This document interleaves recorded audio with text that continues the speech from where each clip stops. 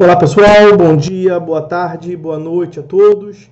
A decisão que eu separei para comentar com os senhores hoje versa sobre requisitos da fundamentação judicial, lá do artigo 489, parágrafo 1º do CPC. Nós estamos analisando o recurso especial 1.999.967 do Amapá, como de costume, a referência completa do julgado, a ementa e eventuais outras observações que se revelem importante para a compreensão dessas explicações, os senhores vão encontrar na descrição do vídeo. O que nós tivemos aqui no quadro fático que ensejou essa apreciação por parte do STJ em recurso especial?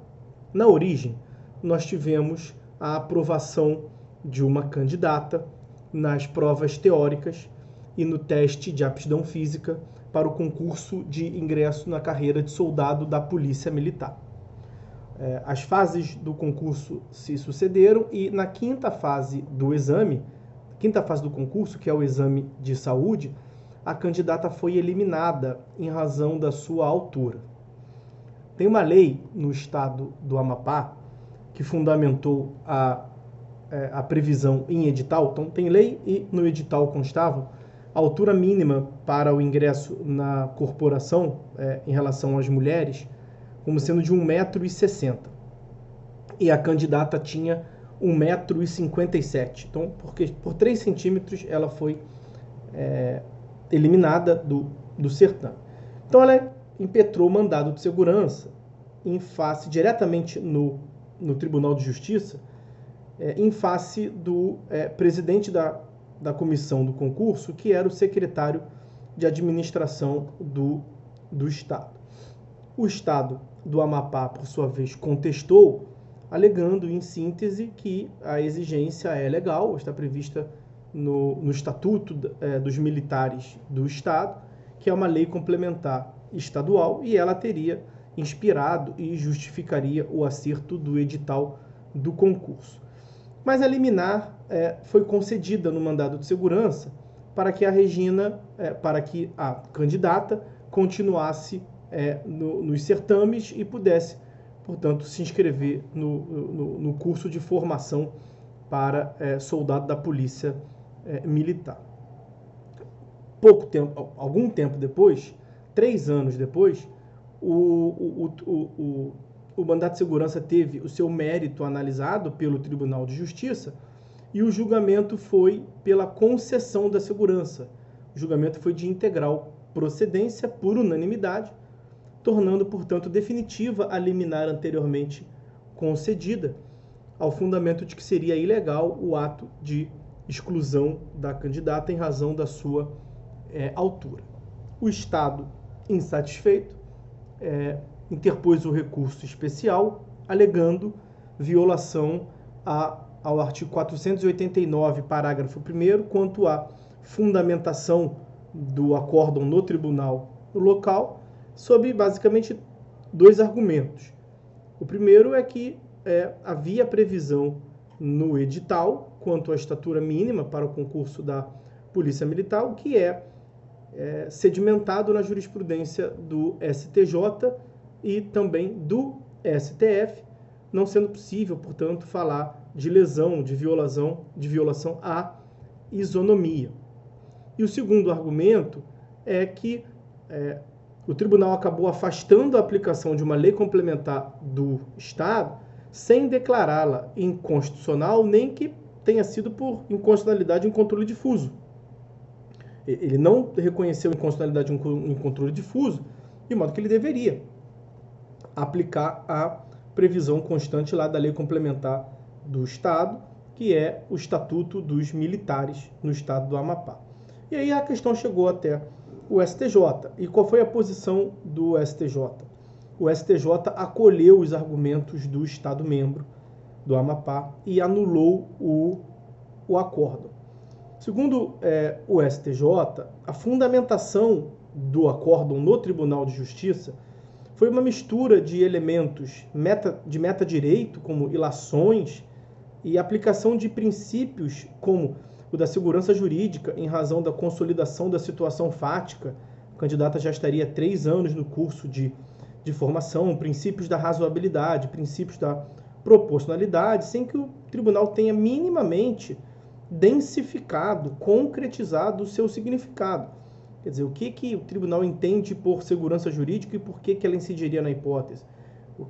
No que consiste a razoabilidade, a proporcionalidade, por que elas incidiriam no caso concreto. Não houve, portanto, nenhuma conexão desses conceitos indeterminados, né? O princípio é caracterizado por sua vagueza, não houve nenhuma concretização para aplicação no caso concreto. O STJ também destacou que a segurança jurídica, a razoabilidade e a proporcionalidade são valores que orientam não apenas a atividade de aplicação da lei, quer dizer, não apenas a função jurisdicional, mas também a atividade do Estado consistente na elaboração das regras e normas jurídicas. Quer dizer, o legislador também realiza de modo prévio, né, prévio à aplicação, na elaboração das normas jurídicas, das leis, o processo legislativo já prevê esses princípios, esses vetores constitucionais, diversos outros, mas no caso aqui a aplicação da segurança jurídica, da proporcionalidade e da razoabilidade. Então o judiciário deve sempre ponderar se esses valores constitucionais já não foram analisados e observados quando da atividade legiferante, quando da edição das leis. E se for o caso, o judiciário pode deixar de aplicar, mas aí vai ter que declarar a inconstitucionalidade, né? E o que o TJ fez foi o contrário. Ele afirmou expressamente que não estava reconhecendo a inconstitucionalidade da lei, mas que apenas não a aplicaria no caso concreto. Quer dizer, isso é uma forma oblíqua, indireta, de afirmar que ela, no caso concreto, sua aplicação seria inconstitucional. Isso naturalmente atrairia para o Tribunal de Justiça o ônus argumentativo de demonstrar, de fundamentar o porquê que aquele dispositivo é inconstitucional, mesmo que no caso concreto, e minimamente indicar qual seria o parâmetro na Constituição que teria sido violado. E nada disso foi feito. Então, com base no artigo 489, que trata dos elementos essenciais da sentença, e está aqui no inciso 2º, os fundamentos. Aliás, a própria Constituição prevê como nula a decisão judicial que não seja fundamentada, né, lá no artigo 93, inciso 9 da Constituição Federal. E no parágrafo 1º do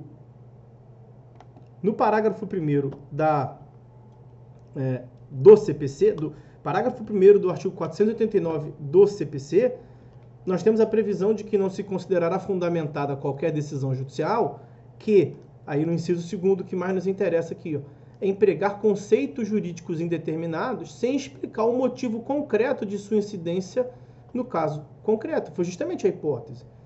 Não se pode pegar na prateleira dos argumentos jurídicos, dos princípios jurídicos, a segurança jurídica e aplicar sem maiores explicações. É desproporcional, é irrazoável. Isso é apto a justificar toda e qualquer decisão judicial.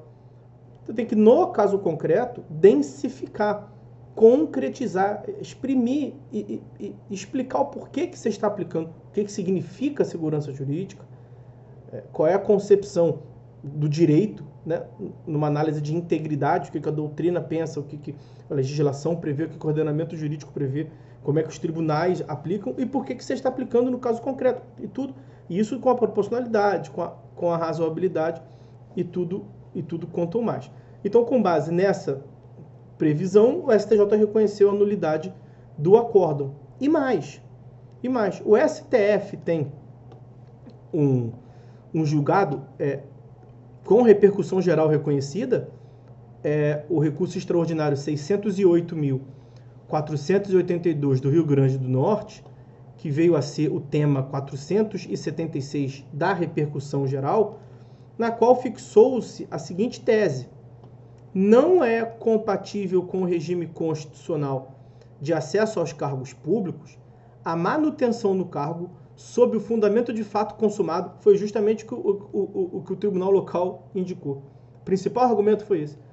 De candidato não aprovado, que nele tomou posse em decorrência de execução provisória de medida liminar ou outro provimento judicial de natureza precária, supervenientemente revogado ou modificado. Veja, essa tese do tema 476 da repercussão geral aplica-se como uma luva, sem tirar nem pôr a hipótese dos autos que foi julgado. E o 927 do CPC, no inciso 3º, prevê como um pronunciamento de caráter vinculatório justamente os acórdãos proferidos em julgamento de recurso extraordinário ou especial repetitivo. É justamente a hipótese. Então, quer dizer, o tribunal local deveria aplicar obrigatoriamente o tema 476 do STF e não o fez. Então, com base nesses argumentos, olha a parte que eu separei aqui do acórdão. Esse é o acórdão do STJ, tá? A argumentação do TJ local é em parte metajurídica e em parte fundada em princípios, os quais não chegam a ser densificados, a ser explicitados nem o conceito, tampouco o modo como se aplicam ao caso concreto. Sendo certo que a segurança jurídica, a razoabilidade, a proporcionalidade são valores que não se confundem entre si e que orientam não apenas a atividade da aplicação da lei, mas também a sua elaboração, o que significa a necessidade de ponderar esses vetores já não foram observados no processo legislativo, como conversamos. Pesa assinalar ainda que, a despeito de afirmar não ocorrer o julgamento pela inconstitucionalidade da lei estadual, a interpretação de normativo com o fim de não se aplicar no caso concreto afasta por via oblíqua a norma, e por isso é realmente imperioso que se esclareça o amparo constitucional para tanto. E aí, com base nisso, o STJ reconheceu a negativa de prestação jurisdicional, anulou o acórdão. Por fim, o acórdão é inapelavelmente nulo ao deixar de aplicar precedente do STF, ao deixar de fundamentar de modo adequado a densificação dos princípios invocados. Então, a conclusão do STJ foi por anular o acórdão por esses argumentos, devolver ao tribunal local para a aplicação da tese, portanto, do STF. Ok? Então, a conclusão a que chegou o STJ nesse julgado, aspas, foi a de que incorre em negativa de prestação jurisdicional o tribunal que prolata acórdão que, para resolver a controvérsia, apoia-se em princípios jurídicos sem proceder à necessária densificação, bem como emprega conceitos jurídicos indeterminados sem explicar o motivo concreto de sua incidência no caso. Então, meus amigos, eram essas as observações que eu separei para conversar com os senhores, já tendo sido feito. Nós ficamos por aqui, fiquem todos com Deus e até a próxima.